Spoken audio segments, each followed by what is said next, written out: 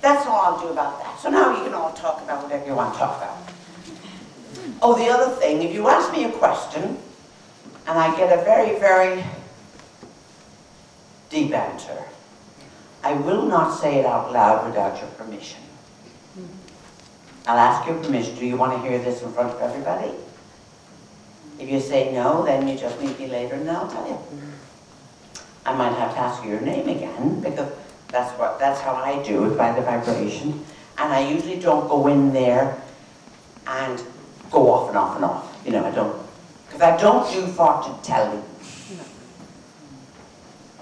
So we can leave that on and people can still look at it, and we can, you know, anybody wants to talk, most certainly do that. You can ask anything you want, and you're going to get the message if you're supposed to. Yeah? Hi, my name is Robin. I have a question about when people pass over, what happens with their soul? Well, that's going to be the second workshop, but I'll give you a quick. When they pass over, usually, it depends if it's suddenly or if it's through illness, usually they're going to be met by someone that they love or a family member. If they're in an accident, oftentimes they're very confused because they don't know where they are. They wake up and they really don't know where they are until somebody comes along and tells them, oh, you've transitioned, because they'll be in a light body. Same shape, but it'll be a light body. And then, from there, I'll tell you this a little bit. We have to go to the Hall of Justice.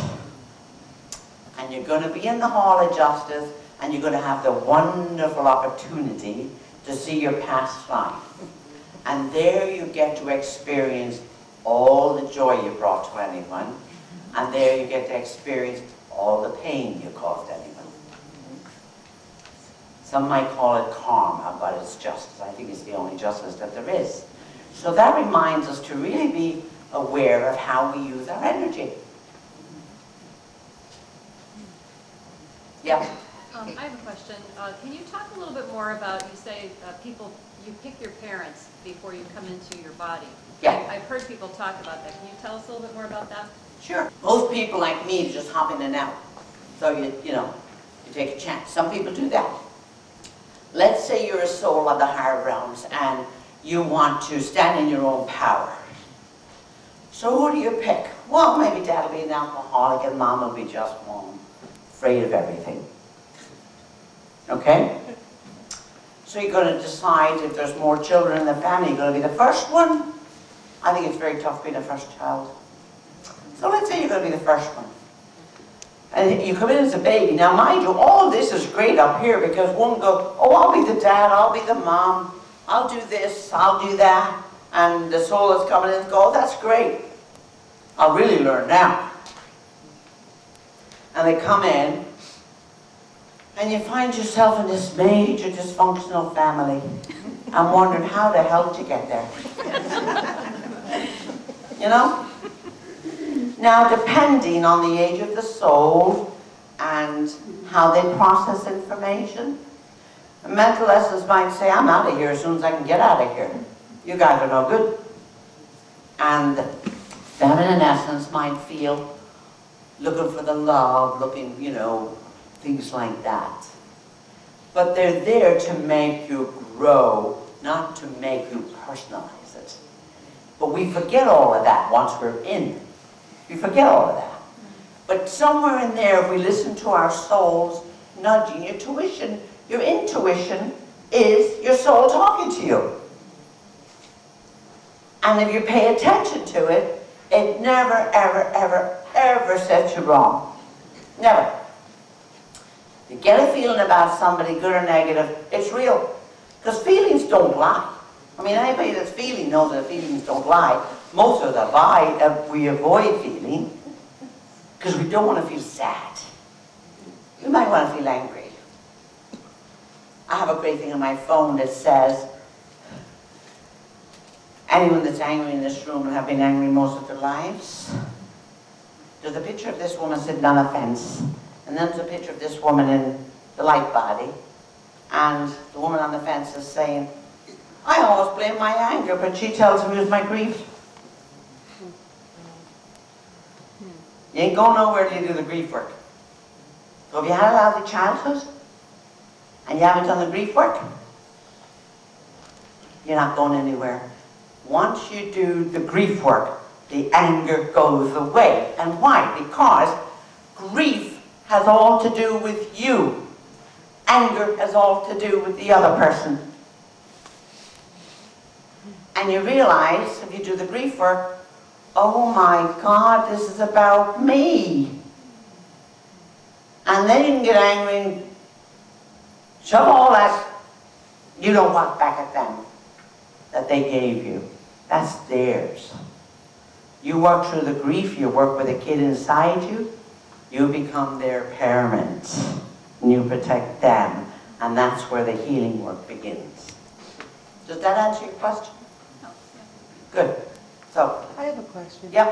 When you know, you refer to the soul or whatever choosing their parents, or when somebody passes or whatever, where is all this? Like, how does the soul choose the parent? Are they just, what are they?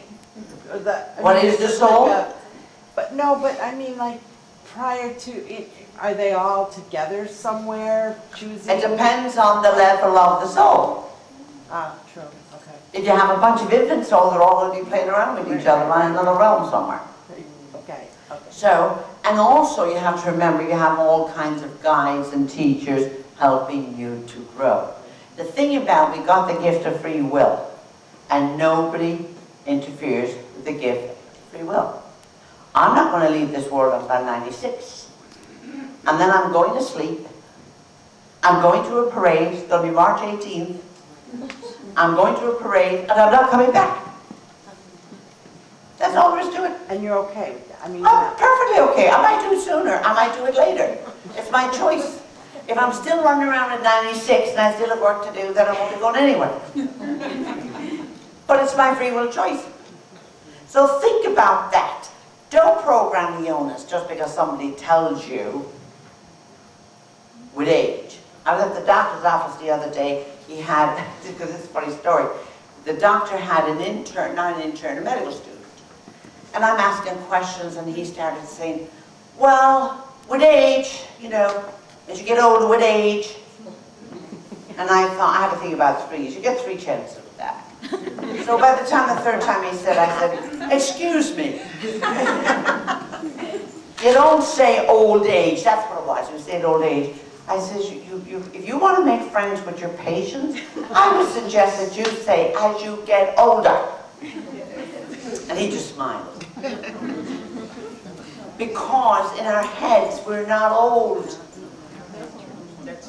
Exactly. I'm still a big adolescent in a lot of ways.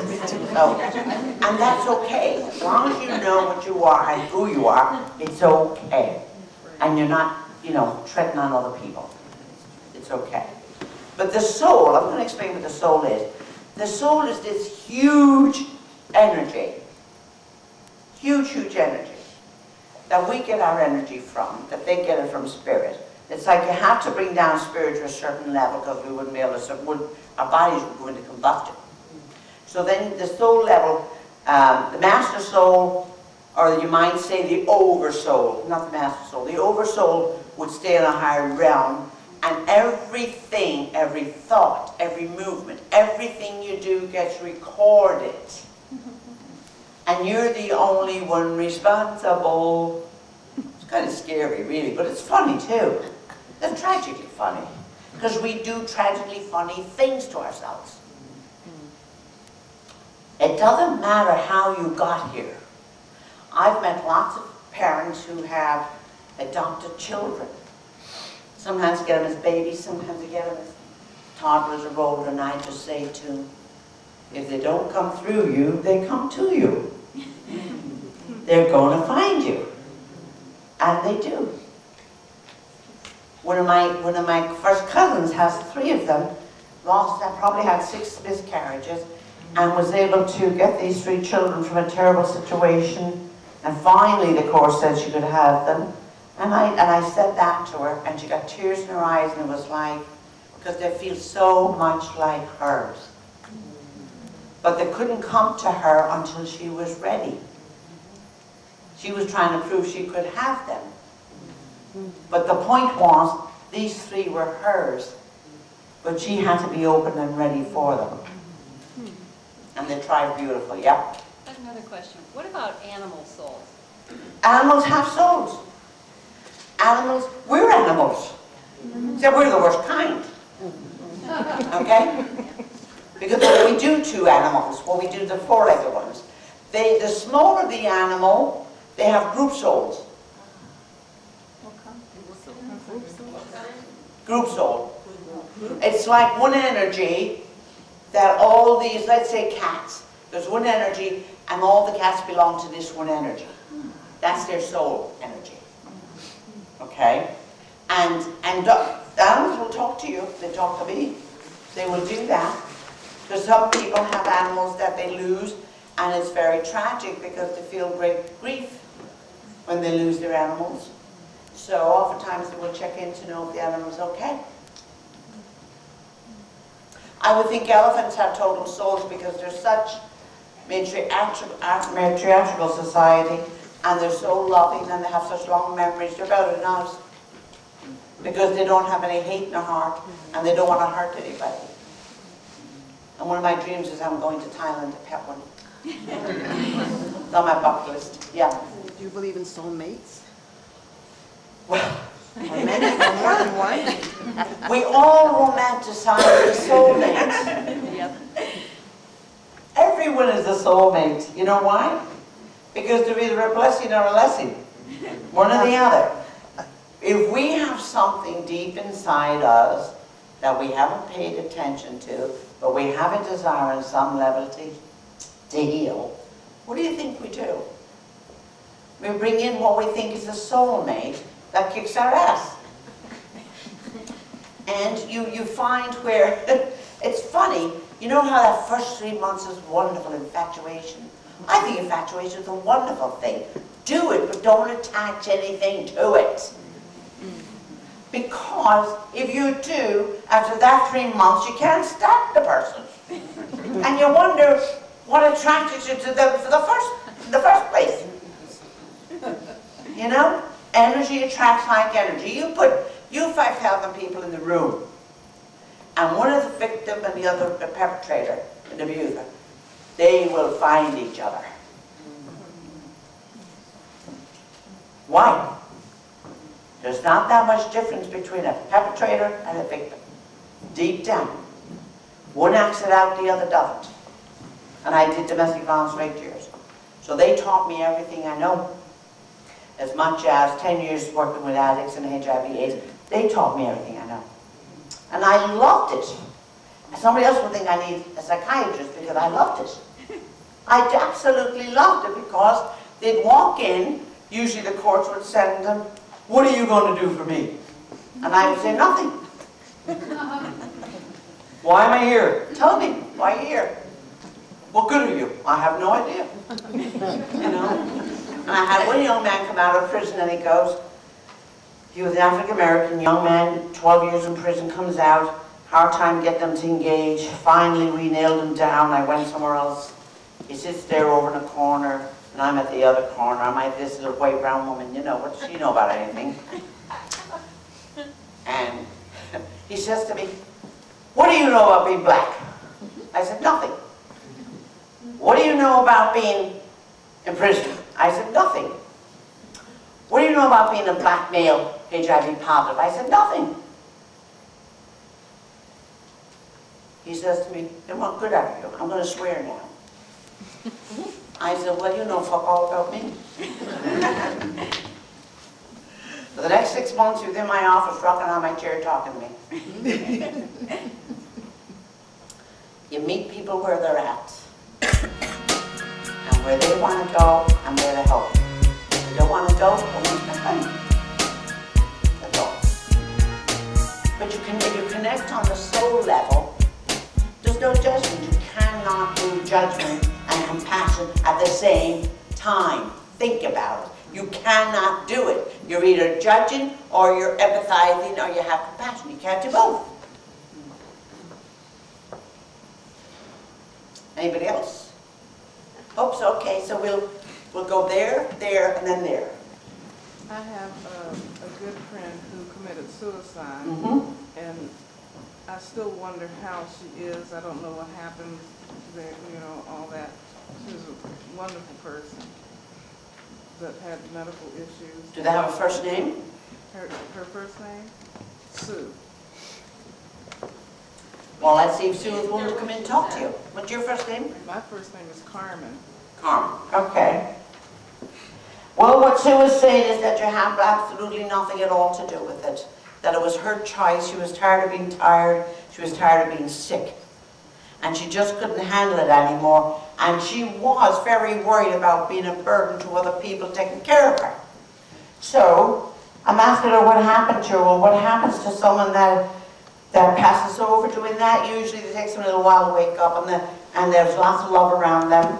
First of all, they have to forgive themselves for doing it. So they go to the school of life. And there they have to learn all about love and all about life. But what she's telling you, that she is much better, much happier. She still hasn't totally forgiven herself. That she's okay. Yeah.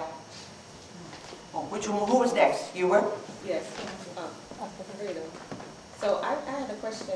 My name is Lisa, and I desire, well, am currently doing work with young girls around them, honoring their body when they have their first menses. And I just wanted to know, where do you see in terms of how to grow and impact or be of more greater service to young women?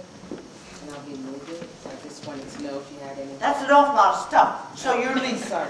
You want to work with young girls, or you do work with them? I do, but in a very small capacity, but I ultimately would like that to be my life's work, where now I'm an insurance agent, which I love that as well, but I like to do more work with the young women.